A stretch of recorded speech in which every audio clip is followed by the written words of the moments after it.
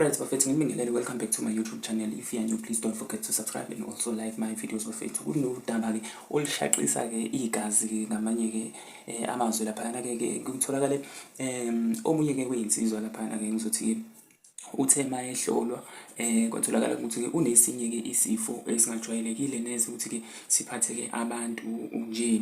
So imvamisa ke siphatha abantu ke abake basebenzisa izidakamizwa. Kuyenzeka ukuthi uthole umuntu ukuthi unaso leso sifo leso nje, yabo, but ke akujwayelekile. So lo mlisa ke into ayenzile into ke ebhlungu ngenye ke indlela ngoba kuye kwatholakala ugogo wakhe kahle kahle ke kwatholakala isidumbu sakhe, kwatholakala nekhanda kuhlukene nje, yabo. Kodwa ke okusolakalayo ukuthi ke usebenzise ucelemba ukuthi ke alimaze isalukazi, ngamanye amazwi abulale lesalukazi. Kube ke sekuphuthunywa ke khona emaphoyiseni ke ukuthi kuze kuzolandwa ke yena lo mlisa aboshwe. Kodwa ke kuthe mayefika enkantolo kwaba ukuthi ke cha, lensizwa le kuthiwa ayikwazi ukumelana nokuthi ke ingathetha leli cala ngenxa yokuthi ke ine bipolar. Iye yacheckwa ke udokotela ukuthi ke ngabe lensizwa le ikulungele yini ukuba ukuthi ke imele ke noma ke ibe phambi kwalo leli cala. Okutholakalayo ke ukuthi cha, ngeke ke izikwazi. Kodwa ke icala kuthiwa lizobuyela ngomhla ka 27 June yona ke le nyanga. But ke okutholakalayo ukuthi ke angathi lensizwa le kuzomela ke iphinde futhi lokihlolisiswa, kodwa ke nje okutholwe odokotela yiko lokho.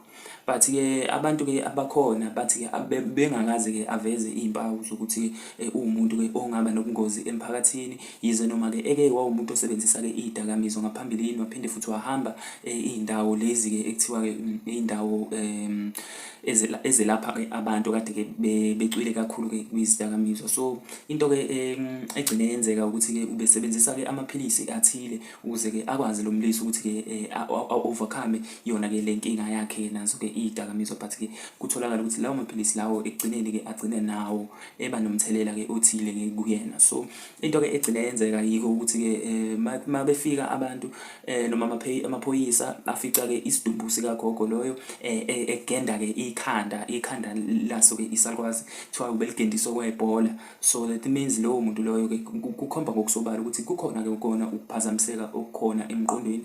But then guys, you tell me kwi-comment section if ever you have anything to say ngalo lolu daba. But into ke ekumele siyiqaphele bafowethu ke neshiwe yibona ke amaphoyisa lapha yana ke ukuthi ke abantu abaningi abaqikelele abaqaphele futhi ke labo kakhulukazi abasebenzisa izidakamizwa ukuthi uma usebenzisa izidakamizwa uba nenkinga emva kokuhamba kwesikhathi, especially ke futhi emqondweni, ngoba ke awukwazi ke ukucabanga ngendlela ke efanelekile ukuthi ke engabe ucabanga ngayo njengomuntu ke onormal nokuthatha ke izinqumo ezinormal. So ukusebenzisa kwakho ke uhlobo oluthile lwezidakamizwa kuphazamisa nomqondo nendlela ongenza ngayo izinto ke ezijwayelekile. So bafethu, I don't know if you have anything, but then I guess if you do, please do comment on the section down below. Don't forget to subscribe, don't forget to like my videos, don't forget to share if you have any means to share this video. Thank you.